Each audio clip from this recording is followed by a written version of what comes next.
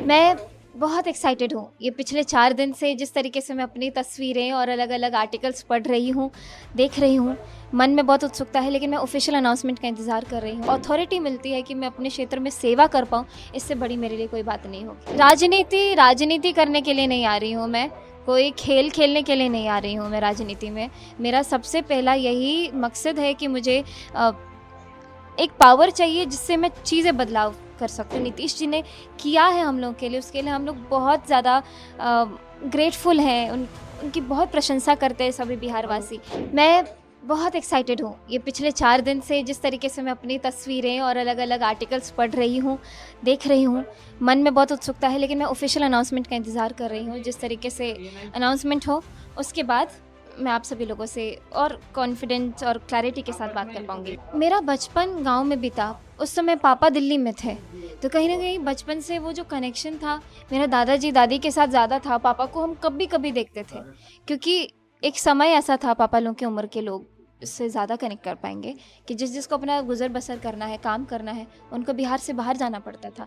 अब वही समय आ गया है कि हमको वापस गाँव आना है। जैसे आप नहीं देख रहे कि हर एक चीज़ का एक गोलेकार में चलता रहता है, जहाँ से शुरू होता है वहीं पे ख़त्म होता है। तो मन में इतनी प्रबल इच्छा है कि मुझे वापस अपने गाँव जाना है, लेकिन अगर ये अथॉरिटी मिलती है कि मैं अपने क्षेत्र में सेवा कर पाऊँ, इससे बड़ी मेरे लिए कोई बात नहीं होगी। क्या क्या सिर्फ सेवा का भाव है कि और भी बहुत सारी चीजें हैं जो राजनीति करने के लिए नहीं आ रही हूँ मैं, कोई खेल खेलने के लिए नहीं आ रही हूँ मैं राजनीति में।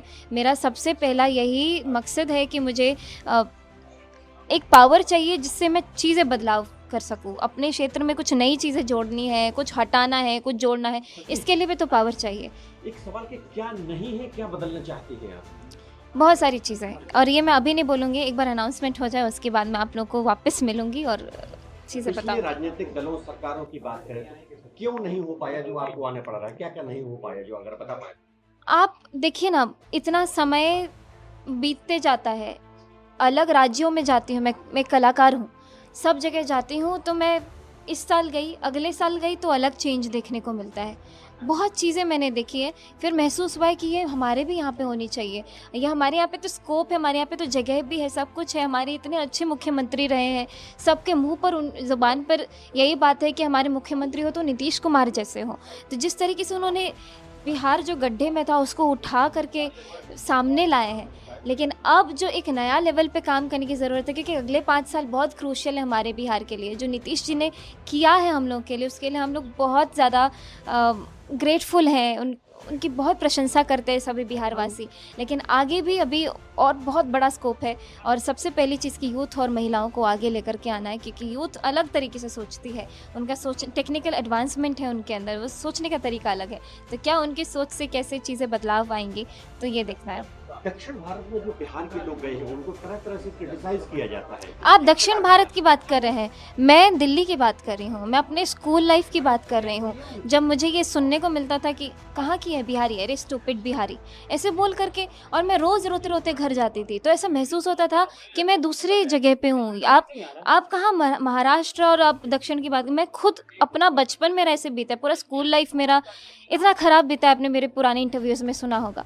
तो कहीं न कहीं मन में होता है ना कि आप अपने घर में नहीं हो। अब तो देखिए कितना दुख होता है जब पूरे देश में बिहारियों को एक प्रकार से वही तो ठीक करना है कि पूरे देश में क्यों है अपने बिहारी, वापस ऐसा सिस्टम बिहार में बनाया जाए। सिस्टम का अर्थ यह है कि वो पूरी व्यवस्था ऐसी बनाई जाए ताकि वापस वो लोग आए तो काम कर पाए, उनका काम न रुके। जनता से मैं बस चाहूँगी कि मुझे आप लोगों का सपोर्ट चाहिए, आशीर्वाद चाहिए। आज नर्मदा महोत्सव में मुझे निमंत्रण दिया गया, मेरे लिए बड़े सौभाग्य की बात है कि इतने बड़े आयोजन में मुझे याद किया गया और नर्मदा तट पर इतना बड़ा सुंदर भव्य, मुझे लग रहा है लाखों लोग यहाँ पे आज उपस्थित थे। मैं तो शायद लाख भी कम ही बोल रही हूँ, क्योंकि जहाँ तक देखो, जिस दिशा में देखो, लोगों का अंत नहीं है, भीड़ की अंत नहीं है। बहुत आनंद आया और आज 1 घंटा 1.5 घंटा कैसे गाते गाते बीता, ऐसे लग रहा था कि बस शुरुआत ही की है और कार्यक्रम खत्म हो गया।